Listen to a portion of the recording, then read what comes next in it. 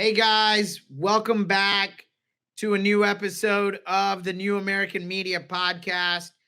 Today, our guest is Ricky Joshi, co-founder, chief strategy officer of Saatva.com mattress company. I have known Ricky since probably about 2003, 2004 timeframe when he came down, visited his brother, who ended up becoming my roommate at UNC, and we've had a great relationship ever since. His family came here in the early 70s, and he is one of, if not the most successful person that I personally know. And you guys will get a really great taste of what his entrepreneurship experience, his upbringing, his failures, and his successes have taught him throughout his journey as an entrepreneur. Without further ado, Ricky Joshi. Hey, Greg. Hey, what's up, man? I hope that was a good intro. We've known each other since that party at your brother's house back in 2003. But go ahead and tell us a little bit about yourself. Growing up, I know your parents came here, even though you were born here, your parents came here in the early 70s, and having first generation parents that are immigrants, kind of what that taught you, work ethic and those kind of things, and how that shaped you into the person you are today. Yeah, so I think my parents obviously, had super high expectations of me and my brother. And, just I think, excelling academically was a huge part of that. I was able to manipulate that slightly though, because, I realized if I just got really good grades, I could get away with everything else. I think, realizing that actually allowed me to have a lot of time in my hands to do a lot of creative, fun things, and I actually had, some my uncles were pretty fun guys growing up, and always kind of thinking outside the box. I have another uncle's an entrepreneur, and really kind of seeing how what he accomplished, as a first generation immigrant was pretty inspiring to me. So I think I had a pretty fortunate kind of mix of sort of parents pushing me towards hard work and academic success, but then also seeing guys who kind of thought outside the box and were able to do pretty well. And then realizing again that, if I did really well in school, it didn't matter if I was like, hustling toy cars, down the driveway kind of thing. So kind of tell me, I know I did this as a kid. The first business I had was selling candy in like elementary school to kids at a higher price because my parents owned gas stations. Did you ever have like that entrepreneurial itch, whether you were in elementary school, middle school, high school, just something that caught your attention to becoming the entrepreneur you are today? Yeah, I think, honestly, out of the gate as a child, I was trading Hot Wheels and trying to like I'd sell two and get three back. And then I'd go to another kid, trade him. And, it's like basically the early Pokemon, like get a car and swap it out for another one. That was just the silly stuff as a kid. But always, we were playing around. We were like, as super small kids, like developing a paper airplane company. Always knew I wanted to do something in business, start something. So really, as like a young kid, was kind of doing all that stuff. No, that's amazing. So tell us a little bit about your journey through college and then going to Columbia, getting your MBA. What do you value, I guess, in that experience? And how did it help you as you started your first companies? Like going to Dartmouth, I kind of had the attitude that I don't know, for some reason I just saw the consulting, the banking, those types of majors, and it really wasn't drawn to it. So honestly, did a lot of really, really cool things in college. Got a grant to live in the Marshall Islands for my thesis research. And I was also involved in some student government. Got the library open 24 hours, which was kind of like not even altruistic, because I would study late and I really thought they should have a 24-hour library, and got that through, which I think was a pretty big achievement. We That's have these things awesome. yeah, we have these things called freshman trips, that at Dartmouth, basically Dartmouth outing club trips that you join. It's a hiking trip when you're a freshman, but we also have these things. We have this thing called sophomore summer. So develop something called strips, which is the sophomore year version of that. When you go to Dartmouth for the summer, and that became a real thing. And now it's kind of like an institutional item. And every year, like over 100 kids, out of 1,000, kind of go on these sophomore trips to kind of rebond. So that was something I kind of came up with and took all the way through. And now it's, I was actually talking to a younger, a student, I think, at a reunion. He said like, he couldn't believe that I invented strips. It was just like, unbelievable. So also, to be honest, behind my parents' back, I was in a fraternity my parents didn't know. I had to come up with some money. So we'd go to the Salvation Army, and I'd have a gang of friends, and we'd take these cars from Salvation Army and sell them on campus for a little bit of a profit. Not every car is profitable, to be honest. The car business is tough. But definitely made some bucks. And there was a little bit of an arbitrage opportunity because it was closer to Boston where the auction was. And I realized that all the Boston people wanted Hondas and Toyotas, but all the kids in college wanted Jeep Cherokees, Subarus, like ski vehicles, Audis, things like that. So no one would touch the Audis, and no one really cared that much about Jeep Cherokees at the auction. But at Dartmouth, those things were king.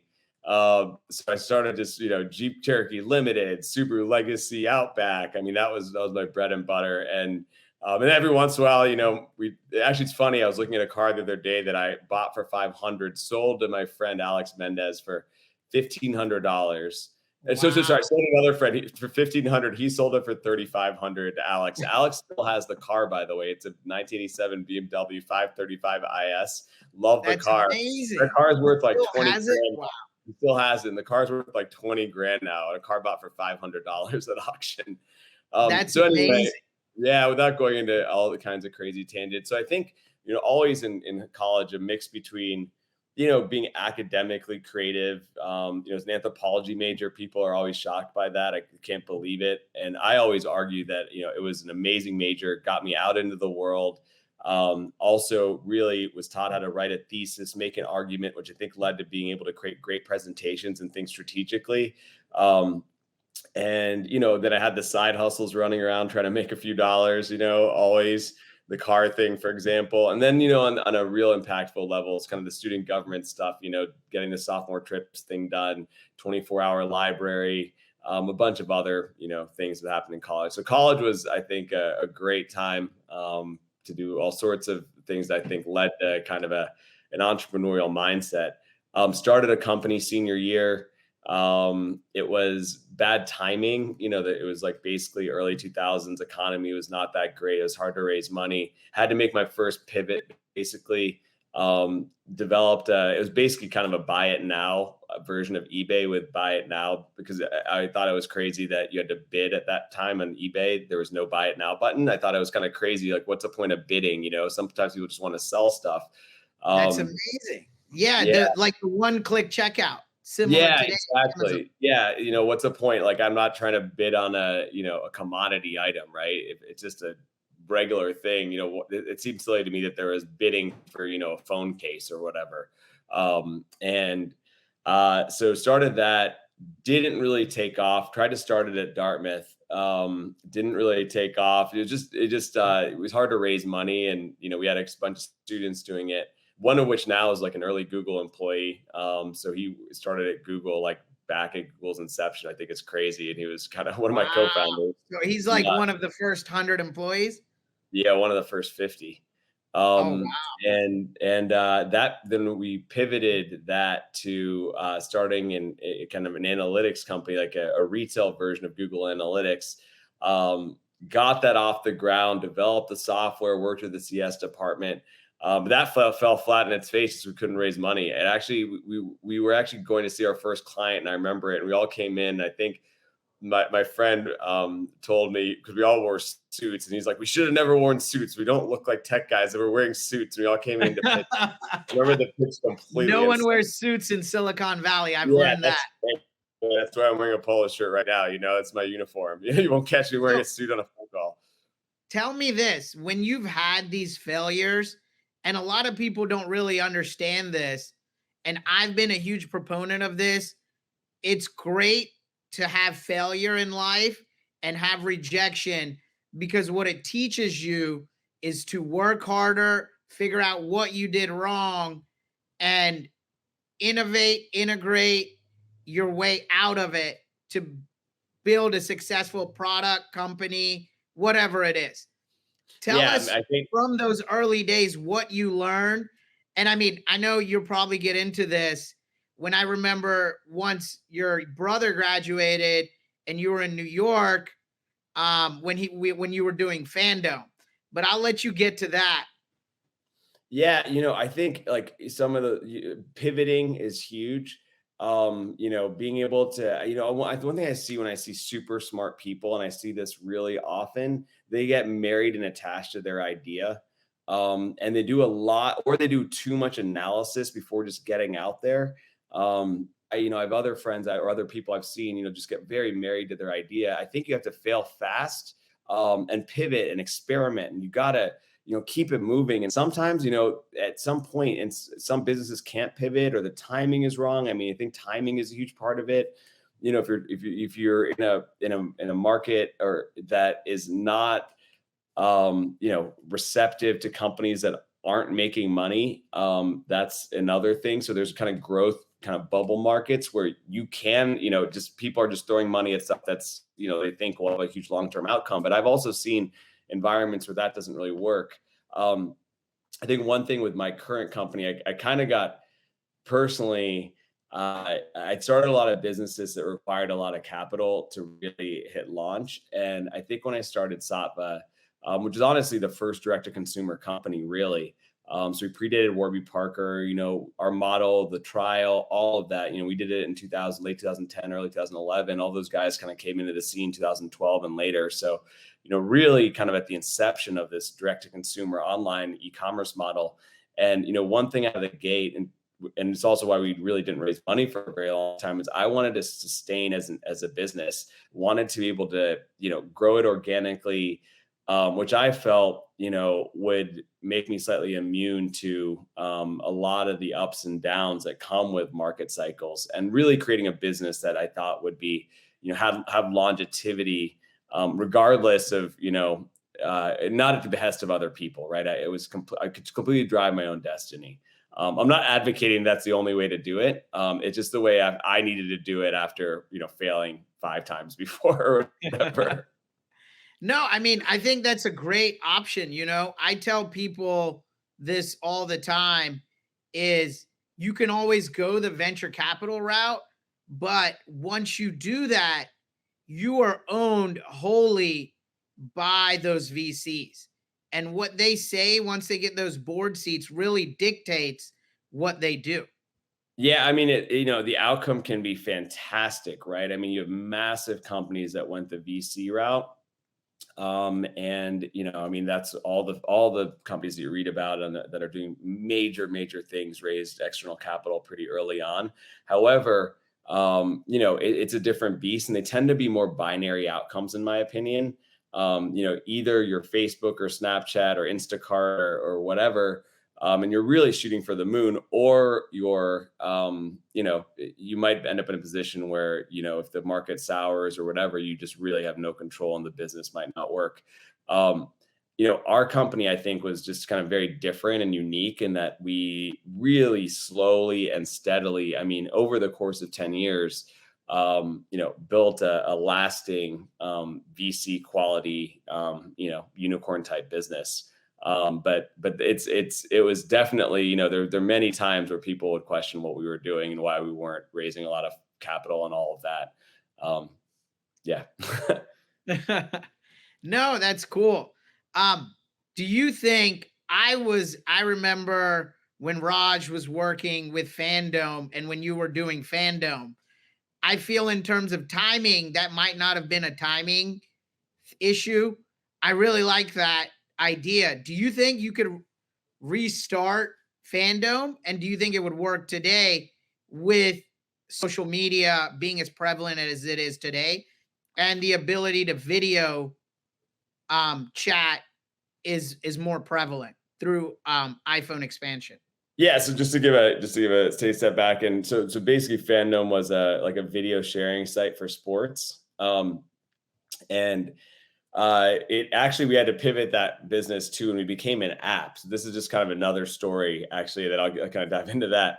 And this is something that I think was also a real massive learning lesson, and something I've just used today, which is we actually ended up creating the second largest sports app. So the video sharing was going on MySpace, and we're in pole position to be a top two app on Facebook as well. So the company was getting millions of unique views. It was being shared. I mean, it's crazy. It was awesome to see people actually installing the app, and then all of a sudden, MySpace goes down the tubes, and Facebook shuts off their entire app ecosystem. And so essentially, I remember we are going and pitching VCs, and we really think we have, something really special. And then, literally, like, we're in the middle of conversation with VC, and then boom, Facebook shuts down their entire app ecosystem. And it wasn't just us; it was countless companies that had built their entire businesses off of Facebook's app ecosystem. And a couple stayed, won and stayed around, and were able to pivot into mobile, like Zynga. But so many of these companies that raised kind of massive amounts of money in Silicon Valley, I mean, I swear to God, it was just like a moment. People couldn't believe it. I mean, how could this be real life? And they kind of stayed around for a little bit. We kind of felt that, I think that, again, we were running into that timing '08 sort of issue, right? So, I think in a stronger funding environment, we had a really great team. We'd already built something that had sticking power. We showed that we, were able to build something. But again, in 2008, this is a couple years, 2.5 years before I started Saatva, no one was willing to put money into, really great teams that had a recent failure that were looking to pivot. So I think, now, yeah, I think things are different. I personally, without getting too into it, I don't necessarily love content-driven businesses, just because I think content-driven businesses, tend to be, you have like some copyright issues, and then also, They're you ad heavy, right? ad heavy and harder to monetize. And if the thing is, the first when ad budgets get cut, the last ad budget to get cut is Google AdWords, and you maybe even some social stuff that's actually directly leading to revenue. The first ad budget to get cut is kind of the sites that are lower down the funnel. I So was going to ask you, have you seen any effect to your business? Because I know D2C companies have gotten railed because of the new Apple iOS security. And I heard Android is pushing that out as well. What have you seen, I guess, in effects to Saatva and comparatively all the other D2C brands that use social marketing? And they've, Facebook has lost a ton of revenue and, those kind of things. Yeah, it's real. I think very fortunately we were not very social heavy. I personally tend to think social works better for impulse buys. So I get impulse buy stuff all the time. I can't tell you how many like random lights and lasers are in my house because of social. But when you're buying a product that is north of $1,000, I feel like it's more of a considered purchase. And there are a lot of other channels, independent sites, Bing AdWords, like they're people going to review sites, whatever. There's a lot of places to find, I think, customers who are showing more intent than social, in particular for higher priced items. Do you want to talk a little bit about how Saatva came into creation, how you met your co-founders, and how that kind of happened? Yeah. So this is what, always talk about this with the hustle, right? So I always have the sentiment you have to have one foot in, one foot out. I think the myth of, quitting college, putting all your eggs in one basket is exactly that. It's a myth. Maybe it's worked once or twice, and those are unfortunately are there stories that you hear about, like the big martyr hero stories. The reality is 90 plus, I'd say 95% of people um, are really doing their startup on the side. So Fandom, you mentioned it. That was actually a side hustle. I was working a real job too. I was getting a paycheck at IPG, and did some really cool things at IPG. Got, actually one of my claims to fame is put in $2.5 million of IPG's money into Facebook at a $500 million valuation. Oh, Which you can wow. imagine, probably 1,000x that. I don't know what the stock's trading at this point. That was also another learning lesson, though. That's why I had to quit the corporate world.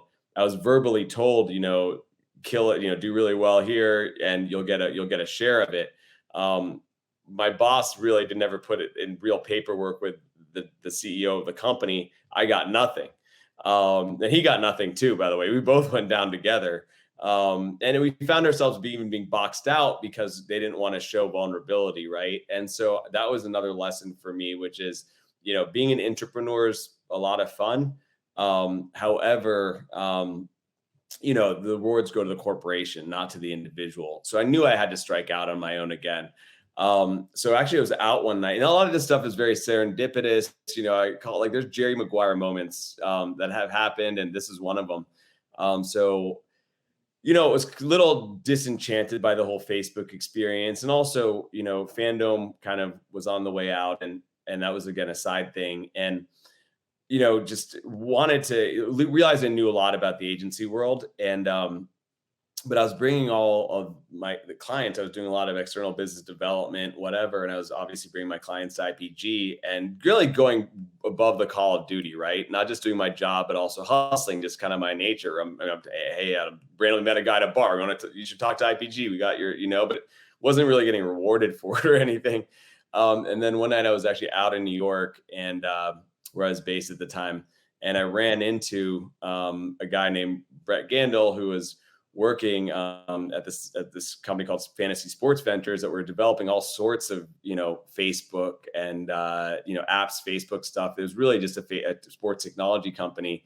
And initially I met him at Yahoo Sports, and anyway, he told me, he said, why we don't need IPG. If you have the tech team and they're about to shut you down anyway, you should just quit and do it. And for us, I'm like, are you serious? And he was serious, and I left, and a bunch of people kind of came with me, and we started working for Fantasy Sports Ventures as a first client. Set up an office that quickly became a real agency. Had Semantic doing all of their social, Men's Warehouse doing all of their social, U.S. Olympic team, and that I could talk for hours. That was another process, by the way. We were we had Fantasy Sports Ventures with these other companies. We were kind of at the bottom, so basically these big corporations would outsource it to a big agency like McCann Erickson, who then outsourced it to another agency, who then outsources to either us or India. So No we started off, way. That's yeah, we crazy. started off really at the bottom, I mean, Wow. like really, really low. But then we were able to build a portfolio, get on a lot of get on a lot of projects, built out a name for ourselves, kind of kept climbing up the ladder until, slowly but surely, eventually had agency of record clients. And that's a story into itself. I realized, however, that the agency business wasn't necessarily for me, and I wanted to diversify. It was a great way to kind of make money at the time, which is awesome. You have freedom, right? So, I'm kind of setting my own hours for real. I have a real business. Like it was pretty unbelievable, and one that was working, one that's actually generating cash for the first time. Right, right. All my other companies, everything else was a side hustle. This one's actually generating cash. But it was really hard work. I remember one time at a wedding, and I'm like literally supposed to be at the wedding, and a client's calling me about some app that she thinks is down. It's just because her computer she did something wrong, and I'm like, I can't be doing this long term, I'm not a professional babysitter. So started to tinker with internet marketing. I got Google AdWords certified, got a couple internet marketing people, started getting a couple internet marketing clients. And so when I met Ron, we were really trying to roll out our internet marketing division.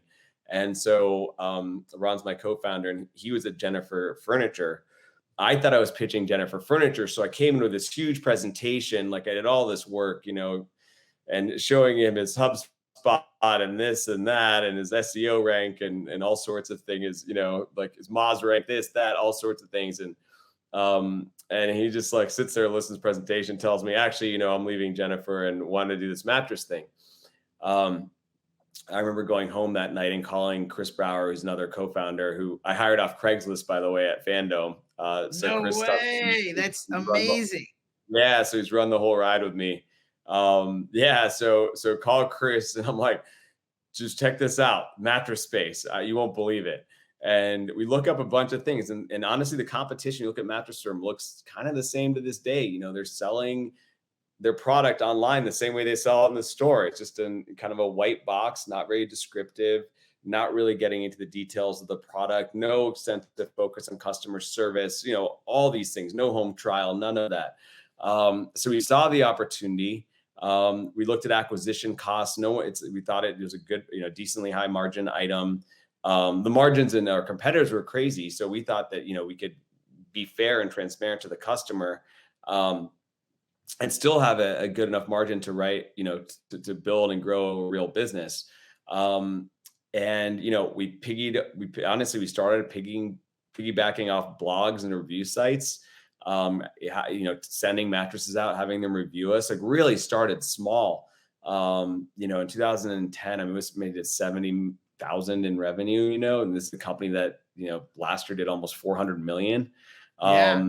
So really an organic start. And, it's funny, we kept getting better. Another one of our friends, Samir, we had a version of the site I didn't like. I got Samir involved, and immediately when we had a new version of the site, we saw sales go up, and people responded to the new site. And obviously now we have a whole team of 90 engineers doing that job, yeah, it's a totally different world now, but it's been a lot of fun, just iterating and experimenting with this company.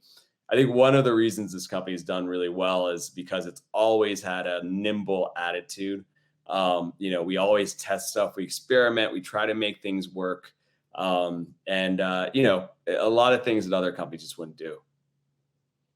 No, that's great. Tell us kind of a little bit what the future holds for you.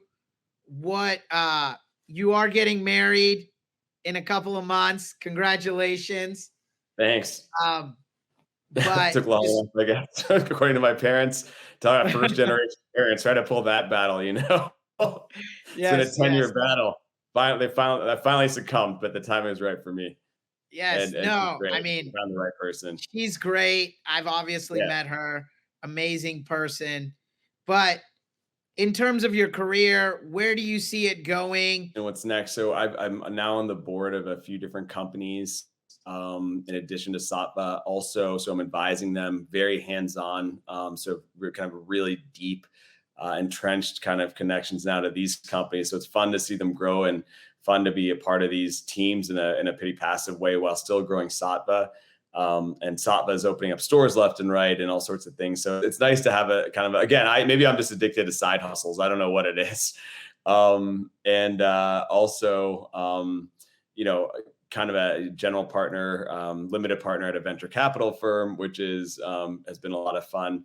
I think after Saatva, I still have the entrepreneurial bug. I don't see myself. I think a lot of people have a big win and they just go to purely investing, which, I understand that because investing can be very lucrative. I think that's great. And, I love putting my hands into real estate, love putting my hands into other companies and advisor, but I still want to drive the car, feel too young to kind of put up the hat and be a coach,